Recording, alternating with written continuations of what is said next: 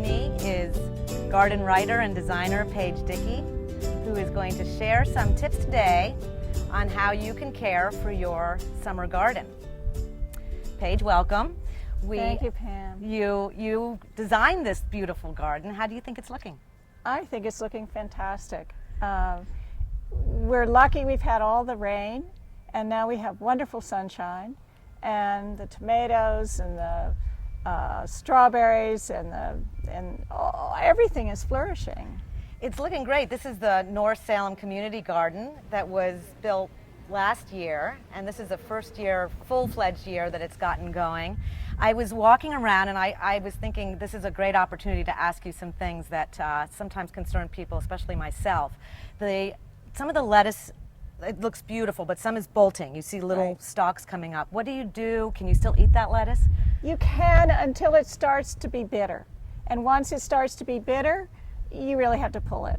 And if you have chickens at home, they love it.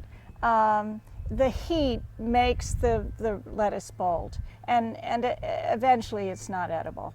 Okay, so can you put more seeds in or plant some more? Absolutely. Lettuce doesn't like the hot weather. I usually wait till August and then plant lots of lettuce, and then that lettuce carries me through often till Christmas. So then you have some lettuce with your tomatoes, because when will we expect them to be edible? Well, I think you should sow some right now with the hope that they, maybe in a shady place, with the hope that they'll come through and you have your lettuce with your tomatoes. That's a great idea. Now, I notice also in this garden that there are a lot of people who have staked their tomatoes in all different creative ways. Is it important to stake them? I think it is. I think it's advisable because if they're on the ground, they tend to rot, and it's a lot easier to pick them when they're upright. I think it's so much fun to get creative about how you get them upright. And there is some strategies to keep them growing. Do you have to do some pinching of some of the branches that come out? Yes, and I'm going to show you the branch that is in the axis between the stem and this big leaf. So here's another one right here starting to come, and when they're this little, you can just pinch it like that. And this one too, you don't want this, and so I just pinch it like that. And here you go, and pinch this. The reason you do that, here's another one you can pinch.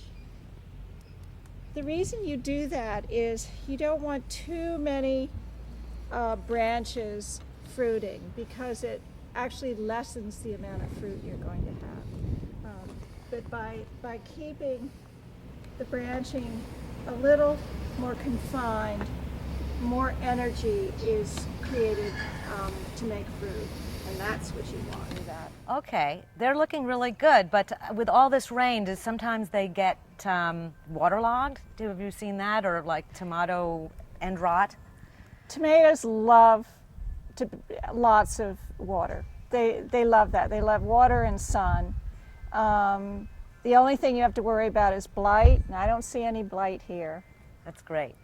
Very healthy looking. How about one thing that didn't look as good was the eggplant, and I always have trouble with eggplant. It just looks like there are little bugs on the leaves. I don't think it'll necessarily affect the fruit or the eggplant itself, but what do you think?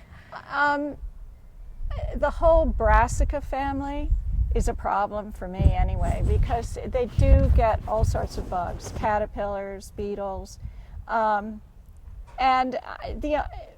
I like it to have an organic garden. This garden is an organic garden. So have a can of sudsy water, pick them off, drop them in, knock them off, or use a horticultural soapy insecticidal soap if you want. You don't want to use anything poisonous in a vegetable garden. This is a caterpillar of a black swallowtail butterfly, and it loves the whole parsley family. And when I find him, I never ever kill him. I put him in the compost heap with a little parsley so that he's happy eating. He'll turn into the most beautiful butterfly. And if you touch him, orange, horns come out. What is it called again? He's the black swallowtail butterfly. Beautiful. So never, Amazing. never kill him. Oh, for sure. I like to share my parsley with him. Important to remember. The beds, many of them have marigolds growing in them. Now, do you think that that's a strategy to keep bugs away? Well, I think diversity is good. It's an old, I wouldn't say it's an old wives' tale, but it's certainly an old thought that marigolds help to keep bugs away. And marigolds have a wonderful pungent smell.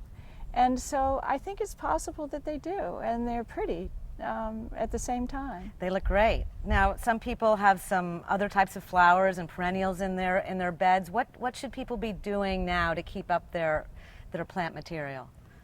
Well, it's not too late to plant a lot of things. In the way of vegetables, you can still plant beans and beets and radishes and carrots and Swiss chard. And you can also be planting from seed zinnias and sunflowers and all those annuals that love hot weather, nasturtiums. I just planted a whole bunch of nasturtium seed. Oh, that's great. And, Because they're edible. You can put they're them on edible, your salad. and they're pretty. So it's not too late. June is not too late for for seeding in the garden. That's great to know. So, and as we go through the summer months, July and August, I know that a good idea is to perhaps deadhead and do you do some pruning of your flowers? What do you suggest? Well, when you have a zinnia coming up, if you pinch the top, then it'll bush out, which is great. Once a flower fades, if you cut that flower off, it encourages lots more flowers. So especially with annuals, deadheading is important. Well, thank you, Paige.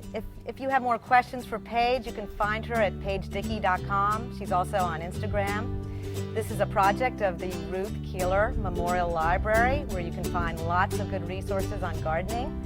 And once a month, there's a gardener's workshop that meets on Saturday. We thank you for joining us. This was a broadcast from the North Salem Media Broadcast Center that's funded by the Eric V. Nicoletti Foundation. Thanks again and happy gardening.